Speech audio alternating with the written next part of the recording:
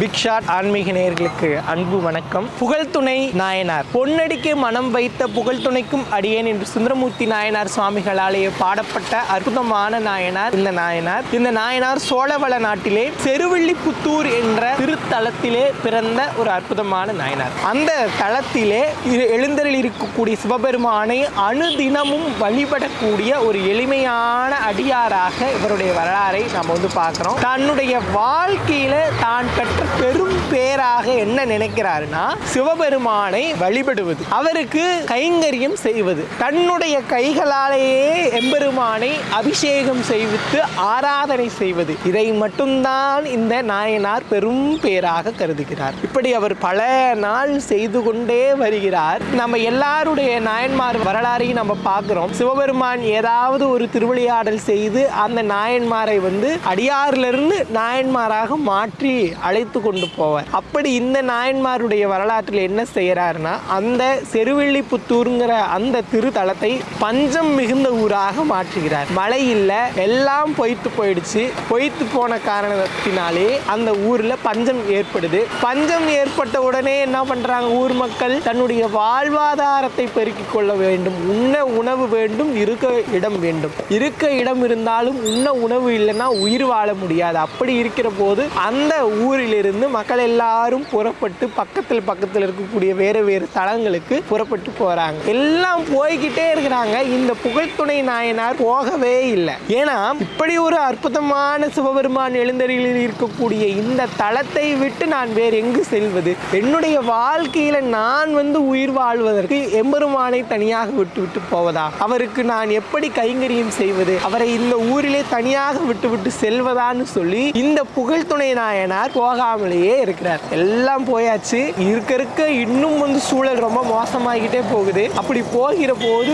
ஒரு துளி தண்ணி இல்லாம அந்த ஊர் பஞ்சத்துல தவிக்கும். ஆனாலும் கூட இவர் அனுதினமும் செய்த அந்த தொண்டை செய்ய வேண்டும் சொல்லி எலும்பும் தோளுமாக மாறி போன இந்த நாயனார் எங்கெங்கேயோ தேடி ஒரு குடத்தை தண்ணி எடுத்து கொண்டு எம்பெருமானுக்கு அபிஷேகம் செய்வதற்காக அப்படியே தடுமாறி நடந்து கொண்டு கோயிலுக்கு போறாரு. கோயிலுக்குள்ள போன உடனே சிவபெருமானை பார்த்து, லிங்க வடிவமாக இருக்கக்கூடிய எம்பெருமானை பார்த்து வணங்கி தன்னுடைய கையில் இருந்த குடத்தில் இருந்த அந்த நீரை அபிஷேகம் செய்து ஊத்துறாரு. பசி மயக்கம் தாங்கல பாருங்க. தன்னுடைய கையிலிருந்து ஊற்றக்கூடிய இந்த நீர் அபிஷேக நீராக போய் சிவபெருமான் தலையிலிருந்து விழுந்து கீழே இறங்கி கொண்டிருக்கிற போது அந்த குடம் கையிலிருந்து இடறி அந்த குடத்தை சிவபெருமான் மீது போட்டுறார். ஐயோ, நான் சிவபெருமான் மீது போட்டு விட்டேனே, இது மாபெரும் தவறு செய்து விட்டேனே என்ன பண்றாரு? அந்த மயக்க நிலையிலும் எம்பெருமானை இறுக கட்டி அணைத்துக் கொள்கிறார். அப்படியே கட்டி அணைக்கிற போது இவருக்கும் அடிபட்டு மண்டையில காயம் ஏற்பட்டு கீழே விழுந்து மயக்க நிலையை அடைகிறார். அப்ப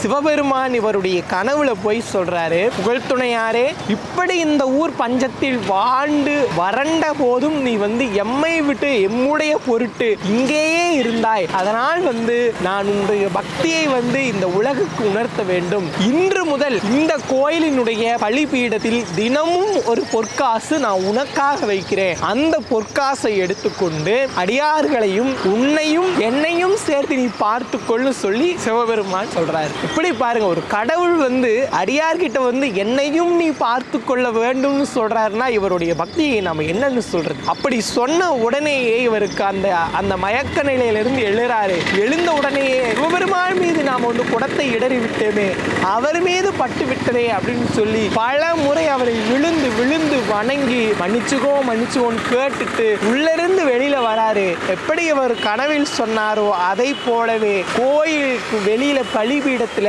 ஒரு பொற்காசு இருக்கு.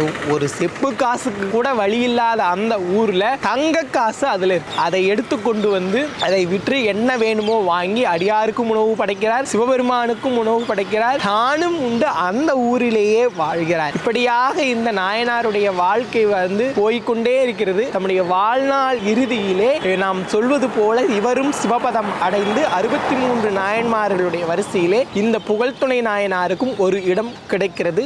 நன்றி.